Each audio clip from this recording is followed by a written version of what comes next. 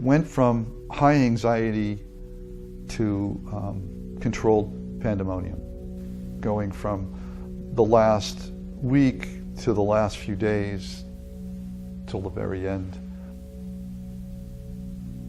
What we needed to do is just make sure that we were facilitating this evolution of this evacuation, which was ultimately supposed to just go from Ton Snoot. It was never intended to go out of the embassy. That was not the plan. There was a lot of havoc and disarray in the streets. People knew what was going on. Things were happening. People were starting to come to the country. Da Nang fell, and that was it. It just de-escalated. Everything went downhill from there. After Da Nang fell, you could hear sporadic artillery fire in that direction. You could see it in the people within the city. There was a lot of panic. You could feel it. The end was near, and especially as the communists advanced, and the key to the whole war all the time was the Central Highlands. And when the Central Highlands fell, that was it. We knew that time was shot. People were beginning to mass around the U.S. Embassy compound. 1,600 hours. I was posted to the ambassador's residence as a radio communicator. We received word about 10 p.m. that night that we would not be relieved, that we were there for the overnight watch as well.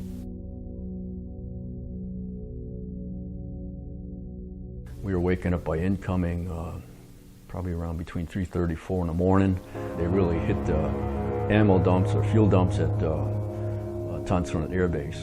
And the sky was just on fire. I remember going to the bunker, in that area there, in the patio of the residence, and looked up in the sky, and the whole sky was just on fire.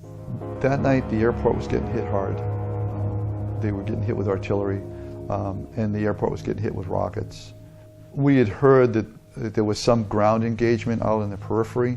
Just all hell broke loose out there. And then we got word that 2 Marines had been killed out there. That was Darwin Judge and Charlie McMahon. We got a call from the ambassador. He didn't believe that the airstrip was rocketed beyond recognition, and we could still do a fixed wing evac. So we took a ride up to Ton Snoot by full motorcade. He got all the information he needed, took a look at the airstrip.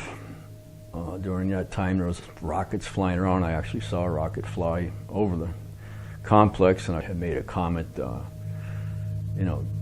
God, if you could just, I'll do what I got to do, but just get my bones out of country. That's all I ask you. I think, as we look back at it now, that was pretty much the NVA's final message to say, all right, it's time. Your time has come. We exited and went back to the embassy. Things were starting to get hectic with the city. All the refugees were starting to surround the embassy. Everybody was panicking. They all wanted to get out because they knew we were leaving. The ambassador assumed we still had time. There was time for negotiations. I think they realized at that point that evacuation wasn't going to go from there. It all had to be brought back to the embassy. The ambassador probably was the most resistant to that whole concept, but they didn't want Americans to be seen as giving up and leaving. So he held on until it was too late. So then by 11 o'clock I had gotten a call from the ambassador to come up and see him, so I went into his office, and he said, I want you to do something for me. I said, yes, sir. And he said, I want you to take my wife to Ambassador Sullivan's summer residence in Manila and stay with her till I get there. And I said, yes, sir, but my mission is to stay here with you. And that's what I really wanted to do. I wanted to see it through, but he was pretty stern about it. He said, this is what I want you to do. I'm asking you to do this for me. So I followed the order. I took his wife, and I was evacuated probably before noontime with his wife and a couple other staffers' wives.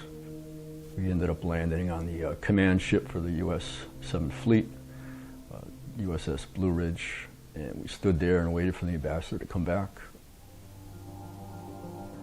The 9th Amphibious Brigade from one of the ships was called in to support us. And this is all around the time they decide, okay, it's going to happen here. I want to say the first choppers that did arrive That's when they brought in Marines from the fleet. You know, there was just no way that the 48 Marines that were stationed at the embassy could maintain the crowd controlled. It had gone from high anxiety now to a sort of a low level of panic where people were trying to get over the walls to get into the embassy compound with the thought that they would be evacuated out of there. I'd say there were probably upwards of 5,000–6,000 people outside that compound, just trying to climb the wall, trying to get inside the compound, you know, just looking for that ride, you know, to freedom. There were a lot of people who were just pressed against this big iron vehicle gate, hoping that we would open that gate and let them in. They were offering you gold, they were offering you cash. You know, you don't take me, but take my child. They're saying to you, take my child. If you can't take me, take my child. And you had no answer for them. On the roof, we had the 46s go doing evac, and on the embassy parking lot, they had 53s. We were loading people on, the helicopters were leaving, coming in, loading, leaving, coming in. I'd say normally you'd probably get 28 Marines fully loaded with gear into each helicopter. Conservatively, I'd say we were putting 45 to 50 Vietnamese people in each helicopter. This was going on over and over and over and over again. It kind of went like that throughout the night, just trying to get everybody we had in that compound out.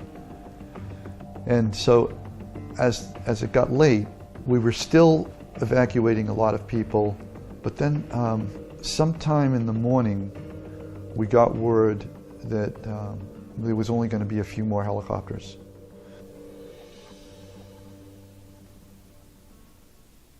Word came down that we were no longer doing lifts of Vietnamese personnel. It was get the last remaining troops off the ground. Ambassador Martin had to go, and if he didn't want to go, they were going to arrest him and take him. The ambassador left. It was between 4:30 and 5 in the morning. Top Valdez gave the word that we were going to slowly pull back from the perimeter. We formed 3 arcs around the main door of the embassy. And we just slowly backstepped into the embassy. As we moved back toward the door, all the people who were staged to go realized that we were leaving. And so they rushed the door. Closed the gate behind us when we had a head count, knowing that we had everybody inside. We left probably 450, maybe 500 people selected to get out. We left them sitting in the corner of the lot. We made our way back into the embassy, closed the door, and we made our way up the stairwells. So we get all the Marines are now out on the rooftop, and the decision was made. All the support Marines go first. It's kind of like, this is our ship, you know, we're the embassy, this is our embassy, we go last. So now the helicopters are coming in. The Marines that are on the roof are being staged, and they're going up to the helipad, and then they're being flown out. We heard this large crash, and when we looked over the wall of the roof, we'd seen that they had taken the fire truck. They drove the truck through the door. Blew the doors down, and they started running up to when they knew where we were. They started going the stairs, flying up. On the rooftop, there were these very large, old-fashioned fire extinguishers. Took some lockers and we rolled them over along with these fire extinguishers against that door so they couldn't open, remembering that the door opened in. We threw CS gas grenade, you know, we threw a couple of grenades in there just to get them to breathe that, and hopefully they'd back off and go the other way. There were a number of helicopters that come in. We got some more of those support Marines out. And then the helicopters just stopped coming. Say 35, 40 of us still sitting on the roof waiting to go. All the grunts had already been gone. You know, when that last chopper left, we just waited and waited and waited for another chopper to come back, and it never did. And then I said we could hear the tanks rolling in down. And Major Keane, he brought us. We were sitting on that roof, and we were waiting. And he turned around and said, "Look," he said, "we're Marines. We're going to defend what we need to defend, and we'll die like Marines." And I think that's when the reality hit that I think we're in trouble here. Everybody has fear. Fear is a very normal and sometimes helpful emotional reaction to a threat. Courage is about how you manage fear. And on that roof, I gotta believe everybody felt very vulnerable. Finally, we saw the helicopters, a couple of gunships escorting them. First one landed. And the first group went in, the first chopper went off, and I think the first one came in at like 7:30 or something like that. And then I went left, and the next one came in about, I think it's 7:45, give or take. I got on the helicopter. Helicopter lifted off. I remember asking the guy across from me what time it was. He said it was, I remember he said it was 07:35. As he made the pitch, and we looked out the rear door, you could see columns of tanks, the support trucks, you could see other people undressing, and those were the South Vietnamese soldiers that just gave up and said, "Ooh," and they just clothes laying on the street, boots laying on the street. A lot of people still at the embassy. People still tons of people, but I imagine once they saw the last one off, that they said, "Oh my God, we're left here." So when we landed on the ship, I felt, okay, we're safe now. I remember going down below to the hangar deck. That hangar deck was a sea of humanity. I mean, it was just women and children. It's all full of Vietnamese refugees. It was absolutely amazing. You knew you were leaving, and it was a terrible way to leave, the way we had to go, leave a lot of people behind and leave the country. We were allies, and we just pretty much picked up and left.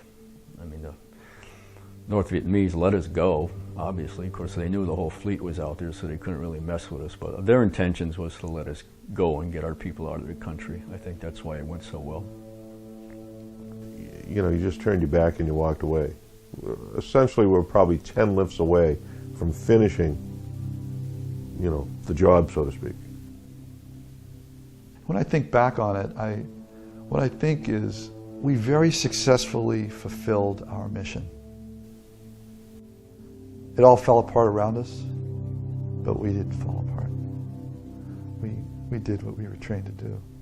And for that, myself and I hope all Marines are very proud of that.